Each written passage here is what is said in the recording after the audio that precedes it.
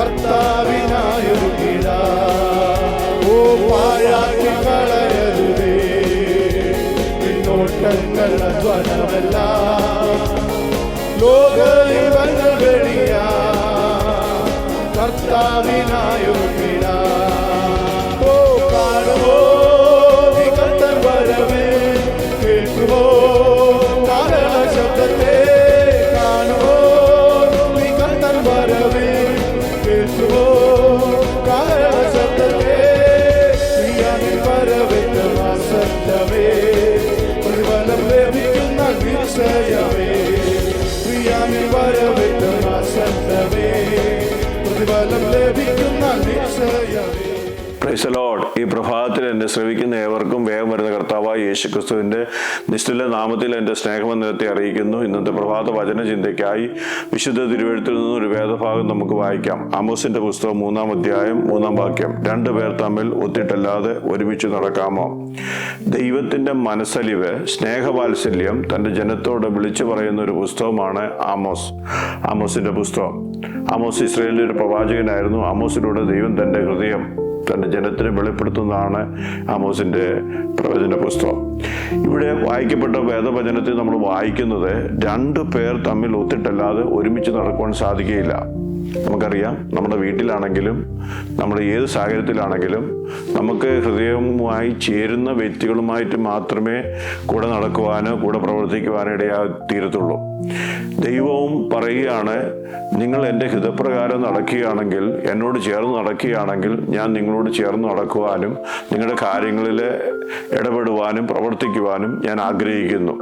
അങ്ങനെ ഇസ്രായേൽ ജനത്തോട് പ്രവാചകനിലൂടെ ഈ അരുളപ്പാട് നൽകി അവരെ ദൈവസന്നിധിയിലേക്ക് കൊണ്ടുവന്ന് ദൈവത്തിൻ്റെ പ്രവൃത്തികൾ അവരുടെ ജീവിതത്തിൽ വെളിപ്പെടുന്നതായിട്ട് കാണുവാൻ സാധിക്കും.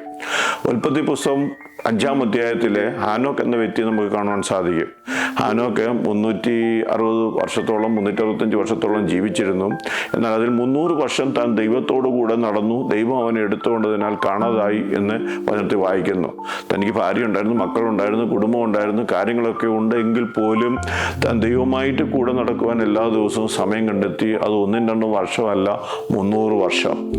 അങ്ങനെ ഒരു വ്യക്തിക്ക് ഈ ഭൂമിയിൽ സാധിക്കുമെങ്കിൽ എന്തുകൊണ്ട് നമുക്ക് സാധിക്കുകയില്ല? ഇന്ന് പകൽക്കാലം ആ ദൈവസന്നിധിയിലേക്ക് നമുക്കൊന്ന് കടന്നു വരാം. ആ ദൈവത്തോടൊപ്പം ചേർന്ന് നടക്കുവാൻ ഇന്ന് പകൽക്കാലം നമുക്കൊരു തീരുമാനമെടുക്കാം.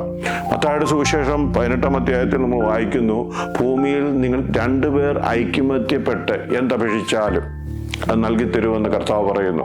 അപ്പോൾ കർത്താവ് ഒത്തു നടക്കണമെങ്കിൽ കർത്താവുമായിട്ട് നമ്മൾ ഒത്തുപോകണം.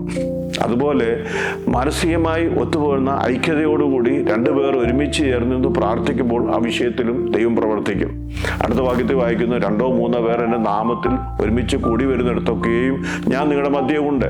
അപ്പോൾ ദൈവം എപ്പോഴും ആഗ്രഹിക്കുന്നത് ഒരു മനസ്സുള്ള വ്യക്തി ജീവിതങ്ങളെയാണ്. ദൈവത്തോടൊപ്പം ഒരുമിച്ച് നടക്കുവാനും ദൈവമക്കൾ ഒരുമിച്ച് പ്രാർത്ഥിക്കുവാനും പ്രവർത്തിക്കുവാനും ദൈവം ആഗ്രഹിക്കുന്നു. ഇന്ന് പകൽക്കാലം അതിനായി നാം സമർപ്പിക്കുന്നുവെങ്കിൽ ദൈവം നമ്മെ ഉപയോഗിക്കുവാൻ കർത്താവ് മതിയായവനാണ്. 1 യോഹന്നാൻ 5-ാം അധ്യായത്തിൽ നമ്മൾ വായിക്കുന്നു, ദൈവം വെളിച്ചമാകുന്നു. വെളിച്ചത്തിൽ നടക്കുന്നവർക്ക് ദൈവമായിട്ട് കൂട്ടായ്മയുണ്ട്. ഇരുളിൻ്റെ നിഷ്ഫല പ്രവർത്തികൾക്ക് നാം കൂട്ടാളിയാകരുത്. വെളിച്ചത്തിൻ്റെ ആയുധവർഗം നാം ധരിക്കുകയാണെങ്കിൽ, ഇരുളിൻ്റെ പ്രവൃത്തികളെ മരവിപ്പിക്കുകയാണെങ്കിൽ നാം ദൈവമായിട്ട് നമുക്കൊരു കൂട്ടായ്മയുണ്ടെന്ന് യോഹന്നാൻ അപ്പോസ്തലൻ തൻ്റെ ലേഖനത്തിൽ പറയുന്നു. ഇന്ന് വാക്കാലം നമുക്ക് ഇരുളിൻ്റെ പ്രവൃത്തികളോട് ബൈ പറഞ്ഞ് വെളിച്ചത്തിൻ്റെ ആയുധവർഗം ധരിച്ചുകൊണ്ട് ക്രിസ്തുവിനോട് ചേർന്ന് അവൻ്റെ രാജ്യത്തിൻ്റെ വ്യാപ്തിക്ക് വേണ്ടി ജീവിപ്പാൻ പ്രവർത്തിപ്പാൻ കർത്താവ് നമ്മെ സഹായിക്കട്ടെ. നമുക്ക് കണ്ണുകളടയ്ക്കാൻ പ്രാർത്ഥിക്കാം. പരിശുദ്ധ പിതാവേ, ഇന്ന് പകൽക്കാലം വചനം കേൾക്കുന്ന ജനത്തെ അനുഗ്രഹിച്ച് പ്രാർത്ഥിക്കുന്നു. ദൈവമായിട്ട് പ്രാഗൽഭ്യമുള്ള ഒരു ഹൃദയത്തോട് ദൈവത്തോട് ചേർന്ന് നടക്കുവാനും ആമേൻ ദൈവിക നന്മകൾ അനുഭവിപ്പാനും കർത്താവ് സഹായിക്കണമെന്ന് പ്രാർത്ഥിക്കുന്നു. മഹത്വം കർത്താവ് എടുത്താട്ടെ.